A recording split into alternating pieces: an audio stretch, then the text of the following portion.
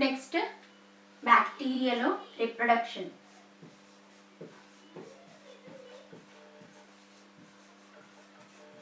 Reproduction or replication.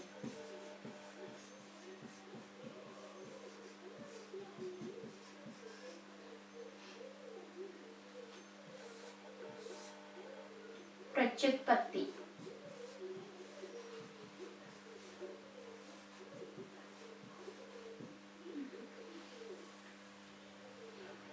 Okay, మనం బ్యాక్టీరియాలు జరిగే ప్రత్యుత్పత్తి కోసం అంటే రిప్రొడక్షన్ ఆర్ రెప్లికేషన్ కోసం నేర్చుకోవచ్చు. యాక్చువల్లీ బ్యాక్టీరియాలో ఎసెక్షువల్ రిప్రొడక్షన్ కోసం చూద్దాం.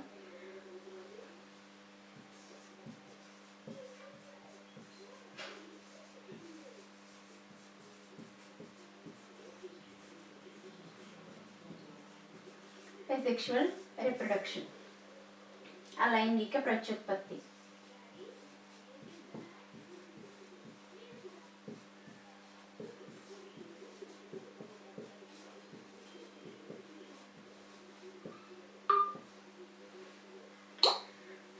ఓకే, మనకి బ్యాక్టీరియాలో ఎసెక్షువల్ రిప్రొడక్షన్లో ఫస్ట్ మనం నేర్చుకునేది binary fission.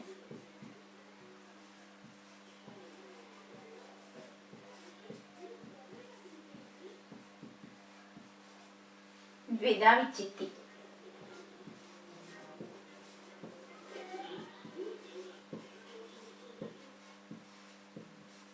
Okay, binary fission అనేది ఏంటంటే ఎప్పుడు జరుగుతుందంటే it takes place by favourable conditions.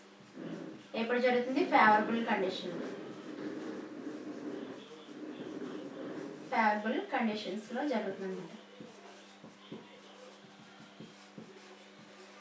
అనుకూల పరిస్థితుల్లో మనకి బైనరీ ఫిషన్ ద్విధా విచ్చిత్తి అనేది జరుగుతుంది. దీంట్లో ఏంటంటే bacteria mature bacteria cell divided అయ్యి మనకి 2 ఐడెంటికల్ డాటర్ సెల్స్ అనేవి ప్రొడ్యూస్ చేస్తుంది అనమాట. మెచ్యూర్ సెల్ డివైడెడ్ అయ్యి 2 ఐడెంటికల్ డాటర్ సెల్స్ని ప్రొడ్యూస్ చేస్తుంది అనమాట. మనం మెచ్యూర్ సెల్ అనేది ఏ విధంగా డివైడ్ అవుతుంది? 2 ఐడెంటికల్ అంటే 2 సారూప్య అంటే తనలాంటి బ్యాక్టీరియా కణం తనలాంటి 2 పిల్ల కణాలని ఉత్పత్తి చేస్తుంది అనమాట. అవి ఏ విధంగా ఉత్పత్తి చేస్తుందో చూద్దాం. చూడండి, ఇది సైటోప్లాజం,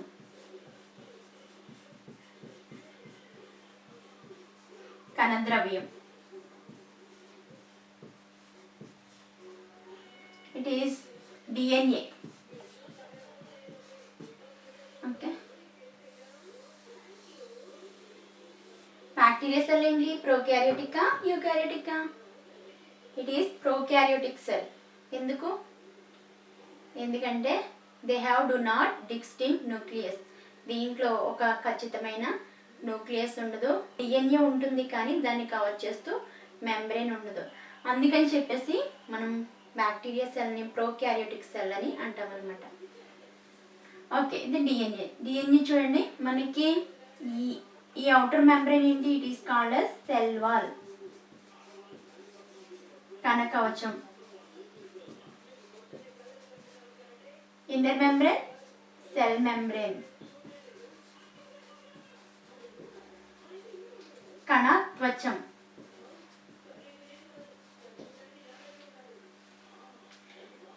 సెల్ మెంబ్రేన్ అనేది ఏంటంటే మీసోజోమ్స్ ఉంటాయి కదా మనకి. సెల్ మెంబ్రేన్లో ఇన్నర్ సైడ్కి ఫోల్డింగ్స్ ఉంటాయి అన్నమాట. ఆ ఫోల్డింగ్స్ని మీసోజోమ్స్ అంటాం. We have already discussed mesosomes. ఈ మీసోజోమ్స్ ఉన్న పార్ట్లో సెంటర్కి మనకి సెల్ మెంబ్రేన్ అనేది ఫోల్డ్ అవ్వడం జరుగుతుంది అనమాట, డివైడ్ అవ్వడం జరుగుతుంది. చూడండి,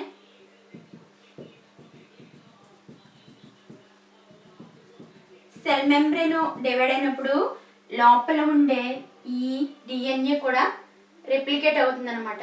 2 పార్ట్స్ కింద రెప్లికేట్ అవుతుంది. చూడండి, ఇక్కడ రెప్లికేట్ అయ్యింది.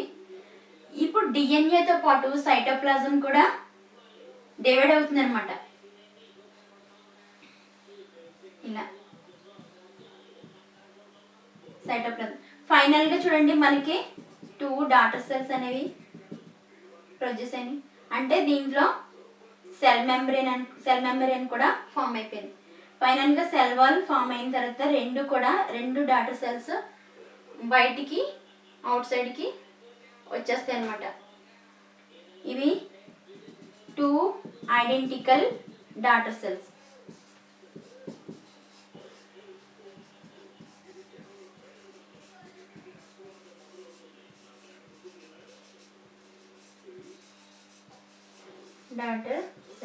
Daughter cells bacteria cells. ఇవి అంటే పిల్ల కణాలు. తల్లి కణాన్ని పోలిన 2 పిల్ల కణాలు అనేవి ఉత్పత్తి అవుతాయి అన్నమాట. ఇవి 2 ఏంటంటే పిల్ల కణాలు, పిల్ల బ్యాక్టీరియా కణాలు.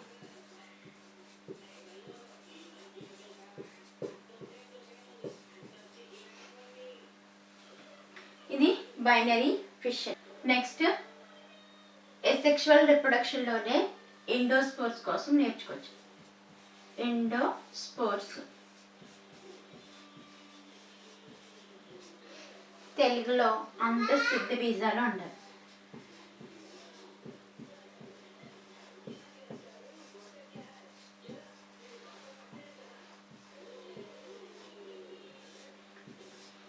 ఎండోస్పోర్స్ అనేవి ఎప్పుడు ఫామ్ అవుతాయి అంటే they are formed in unfavourable conditions. అంటే ప్రతికూల పరిస్థితుల్లో బ్యాక్టీరియం ఇన్సైడ్ మనకి ఏంటంటే ఎండోస్పోర్స్ అనేవి ఫామ్ అవుతాయి అన్నమాట. ఇది బ్యాక్టీరియా సెల్లో ఎండోస్పోర్స్ అనేవి ఏంటంటే ఎప్పుడు ఫామ్ అవుతాయి? అన్ఫేవరబుల్ కండిషన్స్లో.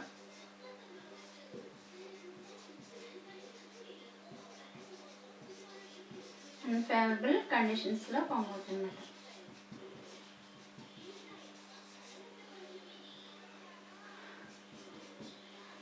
నెక్స్ట్ ఈ ఎండోస్పోర్స్ అనేవి బ్యాక్టీరియా కణంలో సెంట్రల్ పార్ట్లో కానీ టెర్మినల్ పార్ట్లో కానీ ఇలా, ఇది బ్యాక్టీరియా సెల్ ఎక్కువ ఇలా సెంటర్ పార్ట్లో కానీ లేకపోతే ఇలా టెర్మినల్ చివరి భాగంలో కానీ ఫామ్ అవుతాయి అన్నమాట ఎండోస్పోర్స్ అనేవి.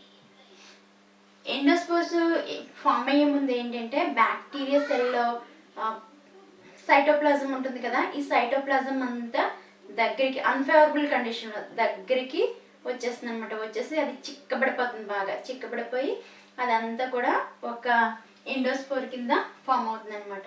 ఈ ఎండోస్పోర్ అనేది ఏ షేప్లో ఉంటుందంటే స్పెరికల్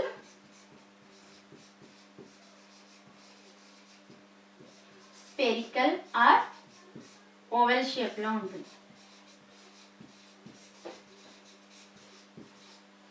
స్పెరికల్ ఆర్ ఓవెల్ షేప్లో ఉంటుంది. అంటే గుండ్రంగా కానీ అండాకారంగా కానీ ఉంటుంది అన్నమాట. ఎలా ఉంటుంది ఎండోస్పోర్? గుండ్రంగా అంటే స్పెరికల్గా కానీ ఓవెల్ షేప్లో కానీ ఉంటుంది అనమాట, అండాకారంగా ఉంటుంది. నెక్స్ట్ మనకి సైటోప్లాజం అంతా గుమిగూడి దగ్గరికి వచ్చిన తర్వాత దాని చుట్టూ ఒక థిన్ లేయర్ అనేది ఫామ్ అవుతుంది అనమాట. ఆ థిన్ లేయర్ని ఏమంటారంటే ఇలా వస్తుంది తర్వాత దీని చుట్టూ ఇలా థిన్ లేయర్ ఫామ్ అవుతుంది. ఈ థిన్ లేయర్ని ఏమంటారంటే స్పోర్ వాల్ అంటారు. స్పోర్ వాల్, సిద్ధ బీజ కవచం అంటారు.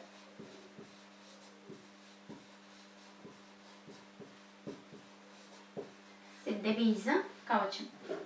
నెక్స్ట్ ఈ స్పోర్ వాల్ చుట్టూ థిక్ కార్టెక్స్ అనేది ఫామ్ అవుతుంది అనమాట. మరలా స్పోర్ వాల్ చుట్టూ థిక్ కార్టెక్స్ అనేది ఫామ్ అవుతుంది. స్పోర్ వాల్ని సరౌండ్ చేస్తూ థిక్ కార్టెక్స్ అనేది ఫామ్ అవుతుంది. కార్టెక్స్ అంటే వల్కలం. మనకి సైటోప్లాజం చుట్టూ థిన్ వాల్ ఫామ్ అయింది. ఆ థిన్ వాల్ని స్పోర్ వాల్ అని అన్నాము. స్పోర్ వాల్ చుట్టూ మళ్ళీ ఏం ఫామ్ అయింది? కార్టెక్స్ ఫామ్ అయింది. సైటోప్లాజంలో మనకి ఏంటంటే కొన్ని మెటీరియల్స్ ఉంటాయి. అవి ఏంటంటే డిఎన్ఏ ఉంటుంది, అలాగే స్మాల్ క్వాంటిటీలో కొంచెం ఆర్ఎన్ఏ ఉంటుంది, అలాగే ఆర్గానిక్ కాంపౌండ్స్ ఉంటాయి అన్నమాట. ఆర్గానిక్ కాంపౌండ్స్ ఉంటాయి.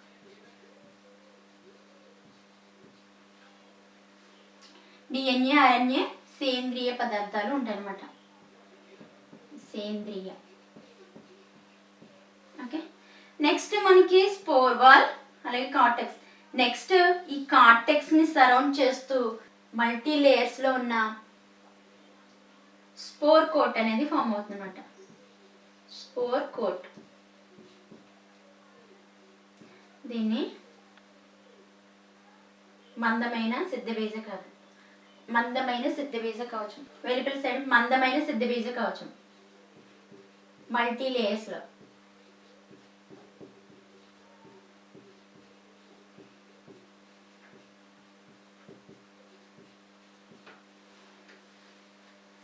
ఈ స్పోర్ కోట్లో మనకి ప్రోటీన్స్ అనేవి ఉంటాయి అన్నమాట. ఎక్కువ లార్జ్ అమౌంట్లో ప్రోటీన్స్ ఉంటాయి. ప్రోటీన్స్. నెక్స్ట్ ఈ స్పోర్ కోట్ని సరౌండ్ చేస్తూ మనకి థిన్ అండ్ డెలికేట్ ఎగ్జోస్పోరియం ఉంటుంది.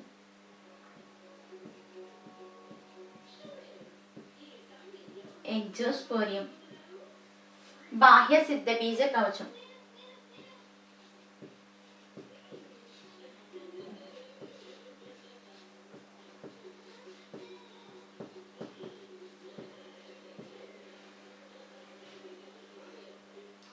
నెక్స్ట్ ఇలా ఫామ్ అవుతుంది అనమాట. ఇది ఎండోస్పోర్. ఎక్కడ ఫామ్ అవుతుంది? Inside of bacteria cell. Bacteria cell యొక్క లోపల మనకి ఎండోస్పోర్ అనేది ఫామ్ అవుతుంది. ఫస్ట్ ఎండోస్పోర్ చుట్టూ ఏముంటుంది? థిన్ లేయర్డ్ స్పోర్ వాల్ ఉంటుంది. స్పోర్ వాల్ సరౌండ్ చేస్తూ కార్టెక్స్ ఉంటుంది. కార్టెక్స్ని సరౌండ్ చేస్తూ స్పోర్ కోట్ ఉంటుంది. మళ్ళా స్పోర్ కోట్ని సరౌండ్ చేస్తూ థిన్ అండ్ డెలికేట్ లేయర్ ఉంటుంది. దాని నేమ్ ఏంటంటే ఎగ్జోస్పోరియం, బాహ్య సిద్ధబీజ కవచం. నెక్స్ట్ ఇవేంటంటే ఫుల్లీ మెచ్యూర్డ్, బాగా అభివృద్ధి చెందిన తర్వాత లిబరేటెడ్ అవుట్ సైడ్.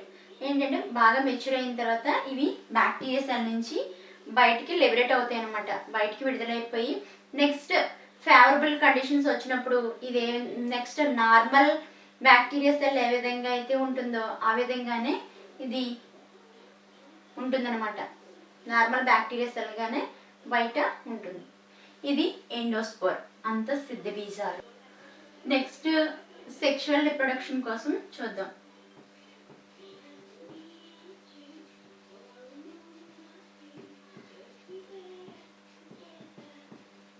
లైంగిక ప్రత్యుత్పత్తి.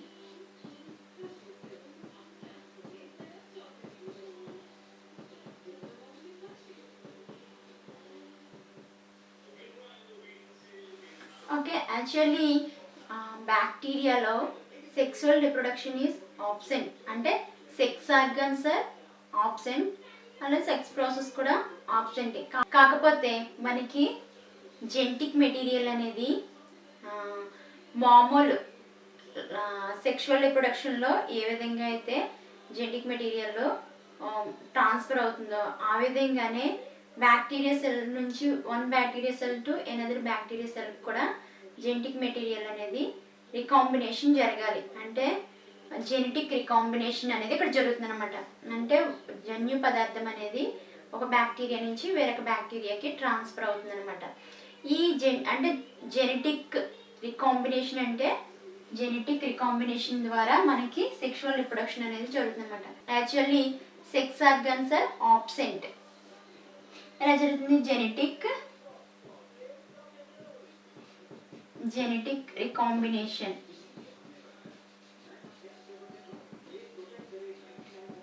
జెనెటిక్ రికాంబినేషన్ ద్వారా మనకి జెనెటిక్ మెటీరియల్ అనేది ట్రాన్స్ఫర్ అవుతుంది అనమాట. జెనెటిక్ రికాంబినేషన్ తెలుగులో జన్యు పునఃసంయోజనాలు.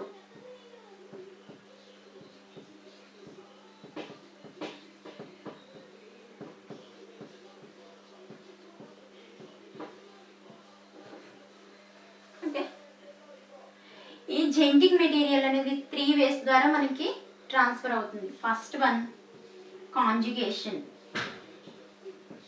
Conjugation,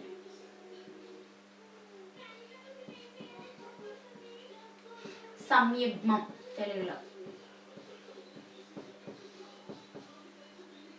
next one transformation, transformation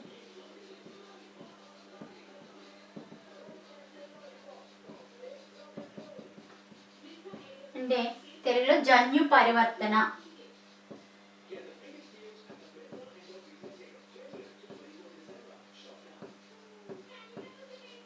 third one transduction,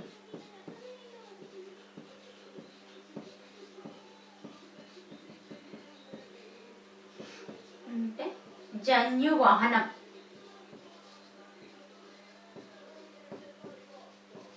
genetic material ఎన్ని వేస్ ద్వారా, హౌ మెనీ వేస్, ఎన్ని మార్గాల ద్వారా ట్రాన్స్ఫర్ అవుతుందంటే త్రీ వేస్. ఏంటి first one? Conjugation, transformation, transduction. సంయుగ్మం, జన్యు పరివర్తన, జన్యు వహనం. ఫస్ట్ మనం కాంజుగేషన్ నేర్చుకోవచ్చు. కాంజుగేషన్,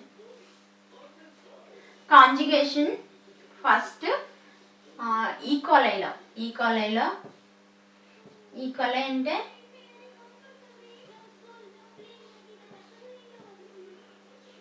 ఈకోలై అంటే ఎచరిషియా కోలైలో ఎవరు అబ్జర్వ్ చేశారంటే Lederberg and Tatum. Lederberg and Tatum. Lederberg Tatum ఏంటంటే ఎచరిషియా కోలైలో కాంజుగేషన్ని అబ్జర్వ్ చేశారనమాట. కాంజుగేషన్ కోసం మనం నేర్చుకోవచ్చు. కాంజుగేషన్లో ఇది కాంజుగేషన్ అనేది ఎలా జరుగుతుందో చూద్దాం. ఇది సైటోప్లాజం,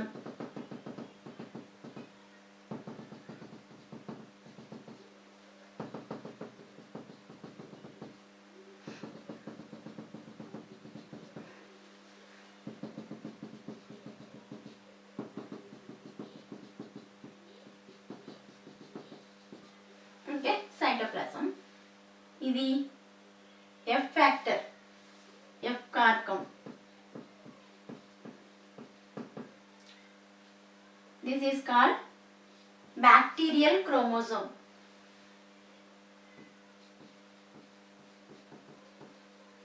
బ్యాక్టీరియల్ క్రోమోజోమ్. బ్యాక్టీరియల్ క్రోమోజోమ్ని జీనోఫోర్ అని కూడా అంటారు అనమాట. It is bacterial chromosome, it is also called as genophore. Okay, జీనోఫోర్తో పాటు ఎడిషనల్గా ఏంటంటే మనకి double standard self replicating DNA ఉంటుందన్నమాట, సర్క్యులర్ డిఎన్ఏ. దాన్ని ఏమంటారంటే ఎఫ్ ఫ్యాక్టర్ అంటారు, బ్యాక్టీరియల్ క్రోమోజోమ్. నెక్స్ట్ ఎఫ్ ఫ్యాక్టర్ని బేస్ చేసుకుని మనకి ఇక్కడ సెల్స్ చూద్దాం. ఎఫ్ ఫ్యాక్టర్ ఉన్న సెల్స్ని ఏమంటారంటే ఎఫ్ ప్లస్ అని, ఎఫ్ ఫ్యాక్టర్ లేని సెల్స్ని ఎఫ్ మైనస్ అని అంటారు అనమాట. అంటే ఇది డోనార్ సెల్, దాత కణం. ఇది ఈ cell recipient cell, recipient cell గ్రహీత కణం. ఓకే, మనకి ఎఫ్ ప్లస్ సెల్లో ఎఫ్ ఫ్యాక్టర్ ఉంటుంది. ఎఫ్ ఫ్యాక్టర్ ఉండడం వల్ల దాన్ని ఏమన్నాం? డోనర్ సెల్ అన్నాం. లేని ఎఫ్ ఫ్యాక్టర్ లేని సెల్ని ఏమన్నాం? ఎఫ్ మైనస్ అన్నాం, ఆర్ రెసిపియంట్ సెల్ అన్నాం, గ్రహీత కణం అన్నాం అన్నమాట. ఇప్పుడు చూడండి, బ్యాక్టీరియల్ క్రోమోజోమ్ రెండింట్లో ఈక్వల్గా ఉంది. మనకి ఇక్కడ ఎఫ్ ప్లస్ సెల్లో, డోనర్ సెల్లో ఒక స్ట్రక్చర్ కనిపిస్తుంది అవుట్ సైడ్కి. దీన్ని ఏమంటారంటే సెక్స్ ఫిలి అని అంటారు. Sex pili or conjugation tube అని కూడా అంటారు. Conjugation tube.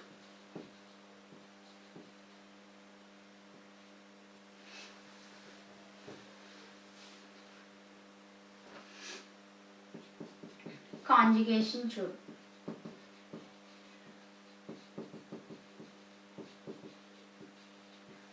సంయుగ్మ నాళం తెలుగులో.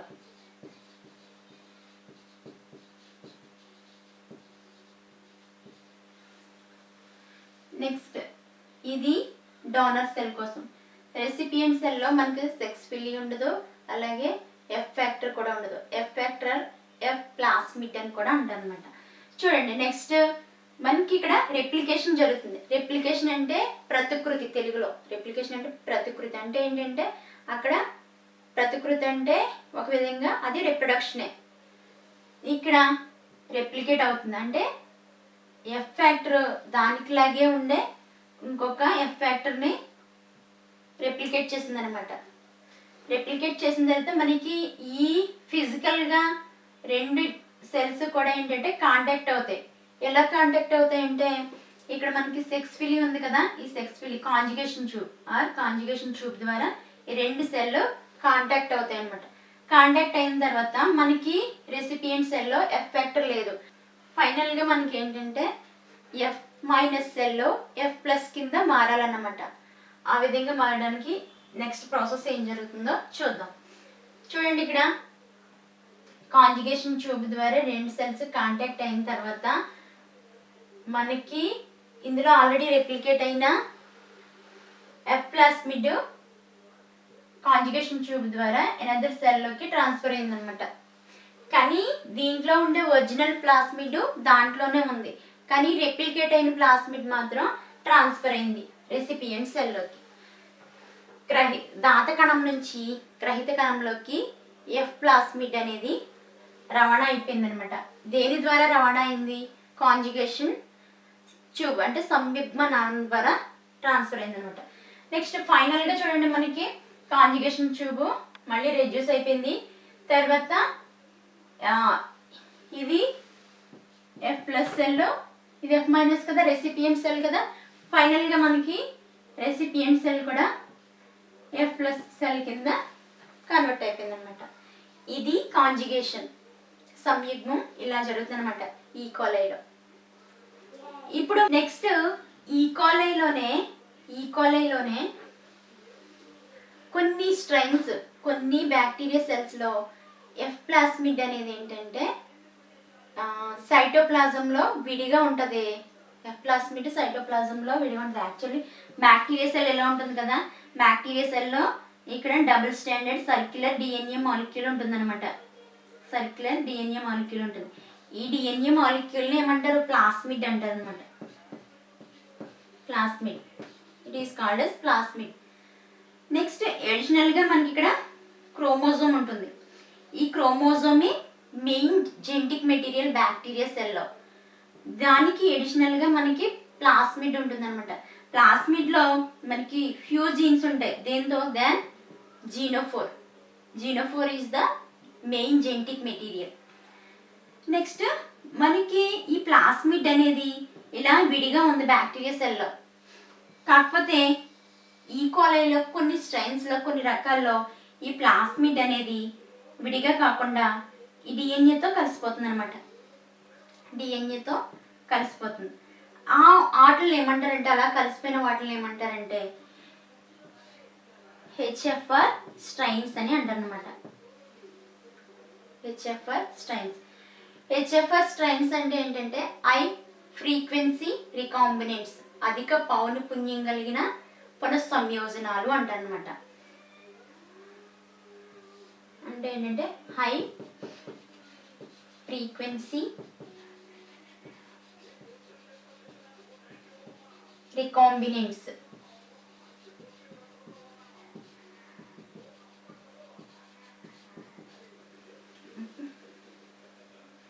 మనకి కూడా ఇక్కడ ఏంటంటే సేమ్ ఇక్కడ ఎలా జరిగిందో రెప్లికేషన్ ఈకోలైలో కాంజుగేషన్ ఏ విధంగా జరిగిందో ఇక్కడ హెచ్ఎఫ్ఆర్ స్ట్రెయిన్స్లో కూడా అలాగే జరుగుతుంది. కాకపోతే మనకి ఇక్కడ అన్నీ కామన్, ఇవన్నీ కామన్. కాకపోతే ఇక్కడ ఏంటంటే ఎఫ్ ప్లాస్మిడ్ నుంచి పూర్తి ప్లాస్మిడ్ రెప్లికేట్ అయ్యి అది పూర్తిగా రెసిపియంట్ సెల్లోకి వెళ్ళకుండా ఫ్రాగ్మెంట్ మాత్రమే వెళ్తుంది, చిన్న మొక్క మాత్రమే వెళ్తుంది. అందుకని చెప్పేసి అక్కడ ఎఫ్ ప్లస్ సెల్ ఉంటుంది, ఎఫ్ మైనస్ ఉంటుంది. కానీ ఎఫ్ ప్లస్ సెల్లో ఏ విధంగా మారాలి? ఎఫ్ మైనస్ సెల్ ఏ విధంగా మారాలి, ఎఫ్ ప్లస్ సెల్గా మారాలి. కానీ ఇక్కడ ఏంటంటే ఎఫ్ మైనస్ కిందే ఉండిపోతుంది, ఎఫ్ ప్లస్ కిందే ఉండిపోతుంది. ఎందుకంటే అక్కడ మనకి ట్రాన్స్ఫర్ అయింది ఏంటి, కంప్లీట్ ప్లాస్మిడ్ అనేది ట్రాన్స్ఫర్ అవ్వకుండా డిఎన్ఏలో అదే ఏంటది డబుల్ స్టాండర్డ్ సర్క్యులర్ డిఎన్ఏలోనే చిన్న ఫ్రాగ్మెంట్ అనేది మూవ్ అయిందనమాట, ట్రాన్స్ఫర్ అయిందనమాట. దాంతో ఏంటంటే ఎఫ్ మైనస్ రెసిపియంట్ సెల్ కిందే ఉండిపోతుంది అనమాట. గ్రహిత కణం లాగే ఉండిపోతుంది. ఇది కాంజుగేషన్ కోసం. ట్రాన్స్ఫర్మేషన్ జన్యు పరివర్తన.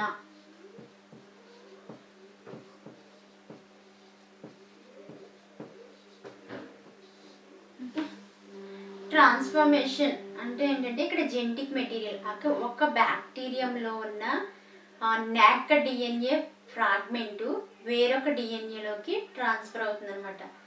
ఏంటి నాక్డ్ డిఎన్ఏ ఫ్రాగ్మెంట్.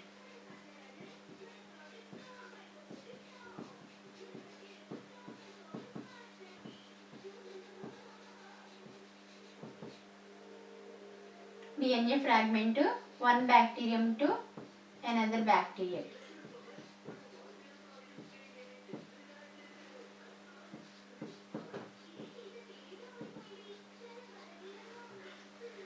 అంటే నగ్న డిఎన్ఏలోని ఒక చిన్న మొక్క ఒక బ్యాక్టీరియం నుంచి వేరొక బ్యాక్టీరియాలోకి ఏంటంటే జన్యు పునఃసంయోజనం చెందుతుందన్నమాట, ట్రాన్స్ఫర్ అవుతుందన్నమాట. అంటే జెనెటిక్ రికాంబినేషన్ అనేది ఇక్కడ ఎలా జరుగుతుంది, ఒక బ్యాక్టీరియం నుంచి వేరొక బ్యాక్టీరియానికి నాక్ డిఎన్ఏ ఫ్రాగ్మెంట్ అనేది ట్రాన్స్ఫర్ అవుతుందన్నమాట. ఆ విధంగా మనకి ఇక్కడ ట్రాన్స్ఫర్మేషన్ అనేది జరుగుతుంది. ఫస్ట్ ఈ ట్రాన్స్ఫర్మేషన్ని స్టెప్టోకాకస్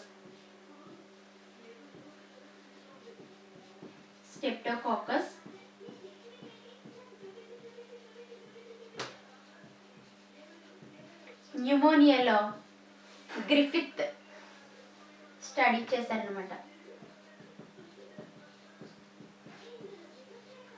ఫ్రెడరిక్ గ్రిఫిత్ స్టడీడ్ ఎక్స్టెన్సివ్లీ, ఎక్కువగా దీంట్లో స్టడీ చేశారనమాట.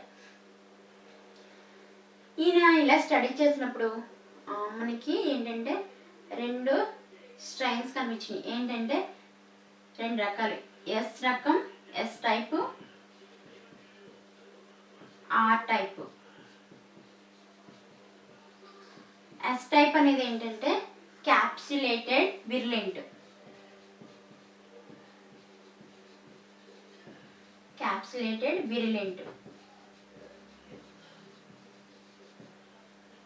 Next R type non capsulated విర్లెంట్.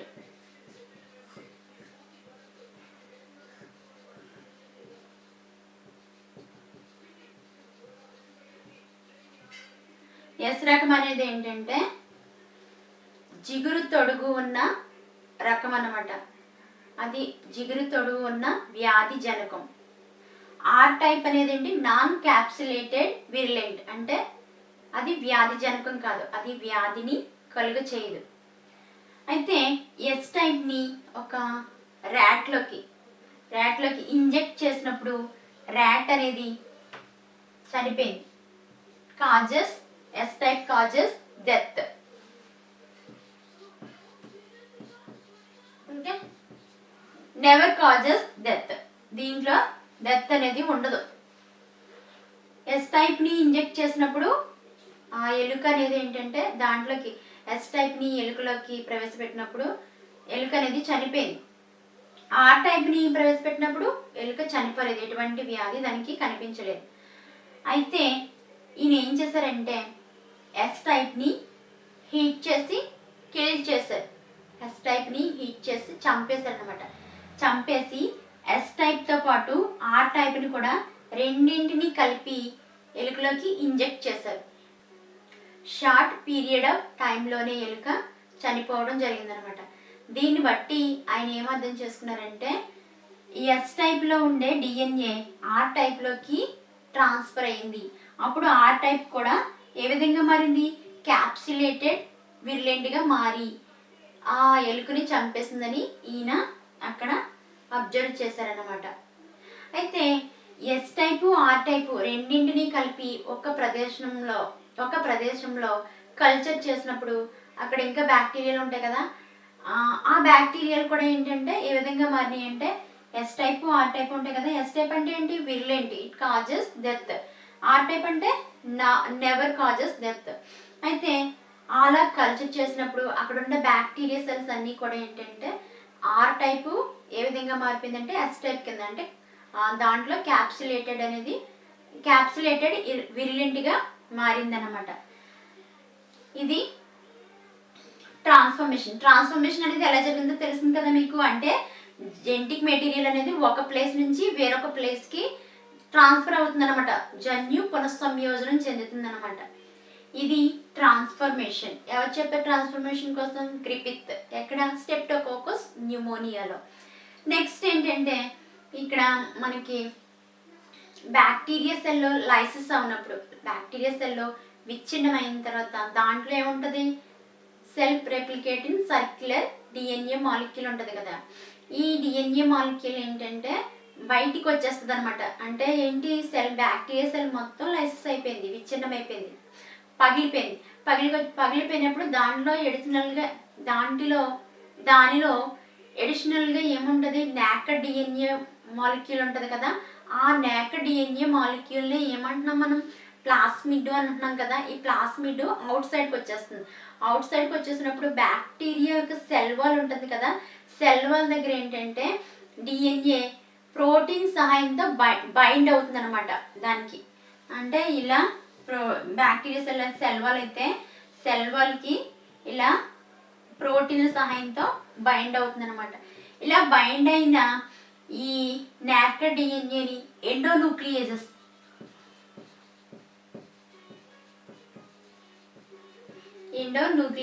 అంటే ఇవి ఎండోన్యూక్లియస్ ఎంజైమ్. ఈ ఎంజైమ్ ఏంటంటే ఫ్రాగ్మెంట్స్ కింద కట్ చేస్తుంది అనమాట. ఫ్రాగ్మెంట్స్ కింద కట్ చేసినప్పుడు 2 ఫ్రాగ్మెంట్స్లో ఏంటంటే ఒక ఫ్రాగ్మెంట్ హైడ్రోలైసిస్ అయిపోతుంది. ఏంటి? కట్ చేసేటప్పుడు ఒక ఫ్రాగ్మెంట్ హైడ్రోలైసిస్ అయిపోతుంది. నెక్స్ట్ వేరే ఫ్రాగ్మెంట్ ఉంటుంది కదా, ఆ ఫ్రాగ్మెంట్ ఏంటంటే ఈ ప్లాస్మా మెంబ్రేన్ నుంచి ఆల్రెడీ ఇక్కడ మనకి క్రోమోజోమ్ ఉంటుంది కదా, బ్యాక్టీరియల్ క్రోమోజోమ్తో కలిసిపోతుంది అనమాట ఈ నేకెడ్ డిఎన్ఏ. చూసారు కదా ఇక్కడ జెనెటిక్ ట్రాన్స్ఫర్మేషన్ అనేది ఏ విధంగా జరిగిందో.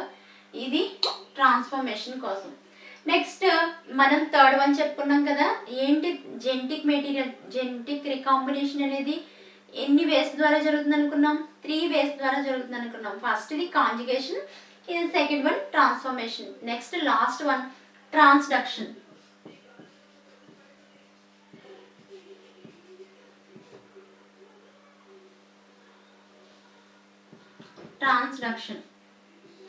జన్యువహనం.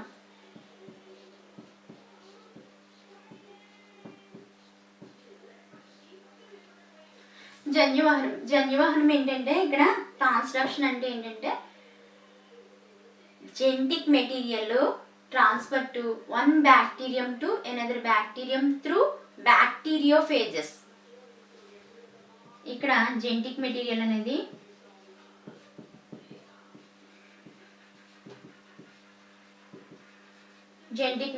Transfer through బ్యాక్టీరియోఫేజెస్.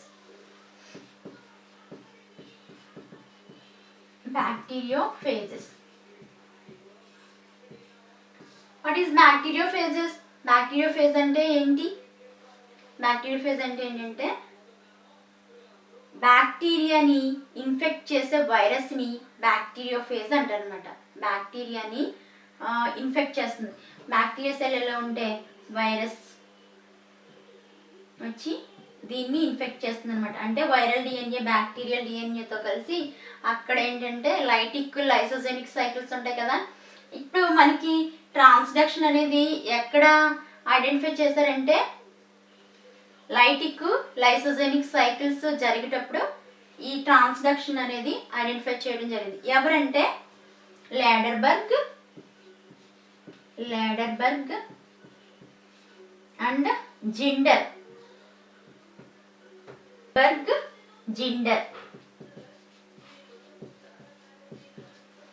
లాడర్బర్గ్ జిండర్ ఎక్కడ దీన్ని ఐడెంటిఫై చేశారంటే Salmonella typhimurium. Salmonella typhimurium. Salmonella టైపీ మ్యూరియంలో ట్రాన్స్డక్షన్ని లాడర్బర్గ్ జిండర్ ఐడెంటిఫై చేశారనమాట. ఎప్పుడు లైటిక్ లైసోజెనిక్ సైకిల్స్ జరిగేటప్పుడు అనమాట. ట్రాన్స్డక్షన్ అనేది దేని ద్వారా జరుగుతుంది? Through bacteriophages. One bacterium to another bacteria. ఒక బ్యాక్టీరియా నుంచి వేరొక బ్యాక్టీరియాకి జన్యు పదార్థం అనేది దేని ద్వారా రవాణా అవుతుందంటే బ్యాక్టీరియోఫేజెస్ ద్వారా